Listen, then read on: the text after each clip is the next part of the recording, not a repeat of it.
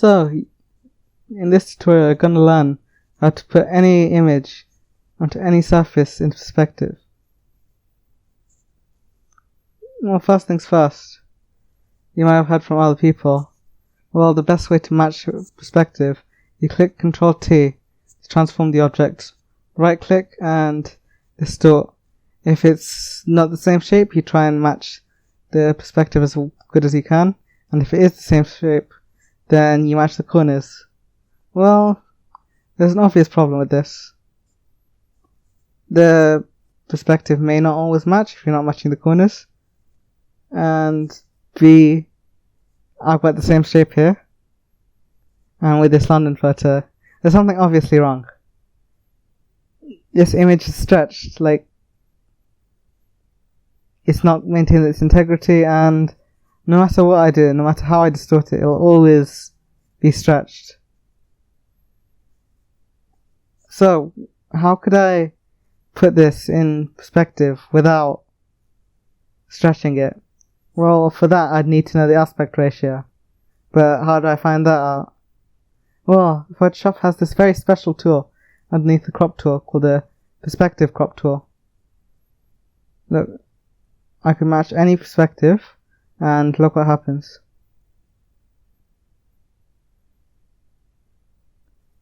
I find out the aspect ratio. So what happens if I crop this shape perfectly? What's the most precise way of doing it? Well, if you click Ctrl+R, go to the Move tool, shortcut V, and put a guide on top of every corner, vertical and horizontal, just by dragging it down and matching it. You could zoom in to make it more precise. In this case, I did miss the corner. Try to make it as exact as possible. Or if you really want, you could eyeball it, but I'd recommend being precise because it saves you headache later. And if you mess up with a guide, you could always come back and edit it. Like, let's say I put this guide here by accident. I could always come back to the guide and just reposition it as long as I haven't locked the guides, which you could do with window and lock guides, or Alt Control semicolon.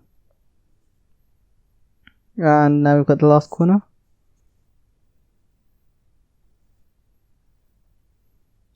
And that's done. Now this is the most important thing in this process.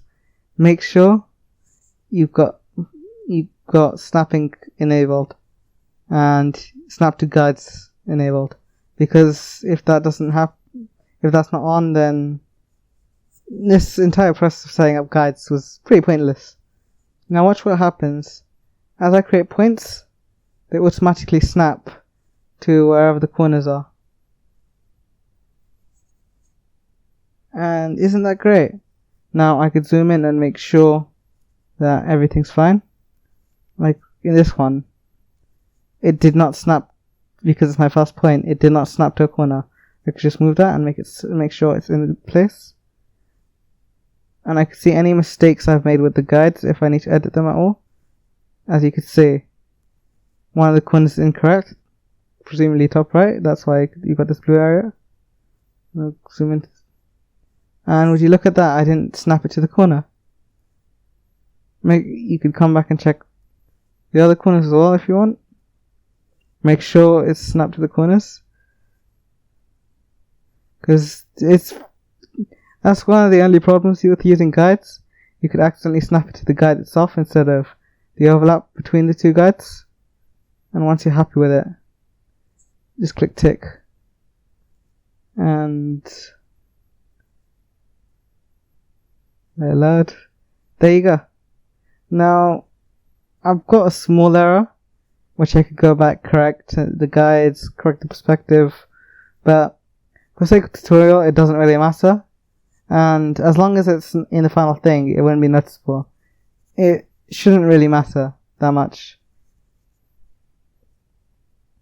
Now we've got the aspect ratio. We could just click Ctrl+A and Ctrl+C, because in this state it's pretty useless. We can't put it back in the scene. So what I've done right now, I've copied it And I'm going to undo it all the way till I get back here, and I'm just going to paste it. This way, I've got an object with the exact same aspect ratio as the billboard, and I can put anything on top of it, and it'll be fine. For now, these guides are annoying me. I'm not going to delete the guides. If you want to delete them, just drag them all back to the rulers. But to hide them, you could just click Ctrl, semicolon.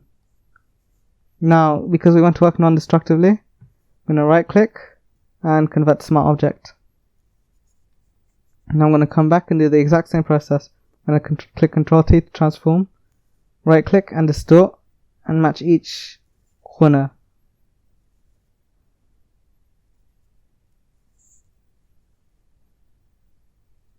Just going to eyeball it, but if you want you can zoom in and make sure it's as precise as you want.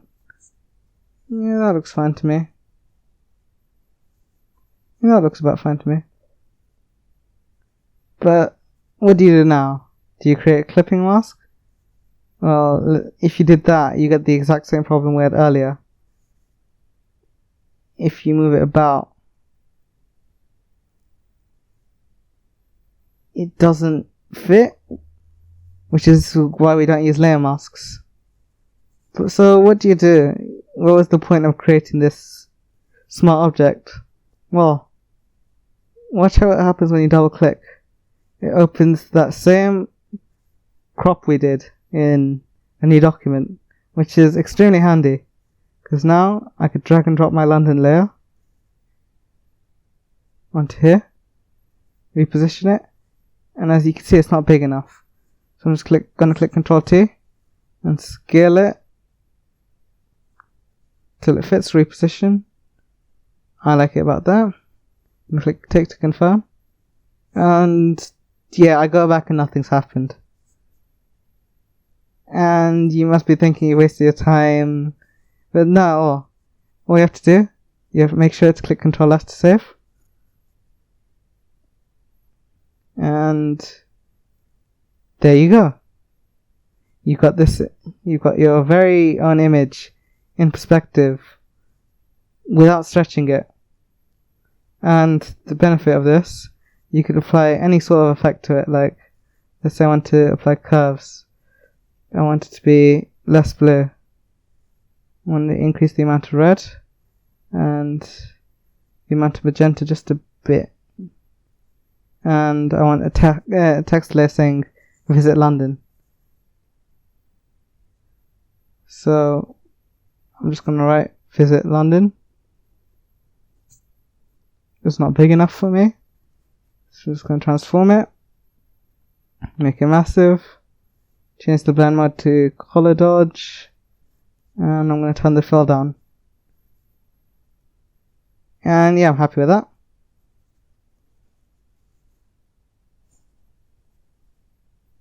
Actually, you know what? I'm going to add drop shadow to it. So that would look pretty cool in my opinion. What do you think? I like that. So yeah, I'm just going to leave it there and default settings. And make sure to save it so your changes come across. Let it save. And there you go, all these changes have put it over. And that looks pretty sick. Like, I wouldn't be able to tell that's been photoshopped on. Obviously, you could come in and decrease the saturation just so it looks like it's properly printed and not digital. Just decrease the saturation just a bit. Make sure to clip it onto that layer. And there you go. Now, you could decrease the luminosity as well. You could do all your edits here or on the smart object layer. That doesn't really matter. But yeah, there you go. You've placed your image in perspective using the perspective crop tool. It's non-destructive, so if I wanted to change it, if I wanted to put anything on it, so let's say I just wanted a drawing of a smile for whatever reason, I come and make sure to save it.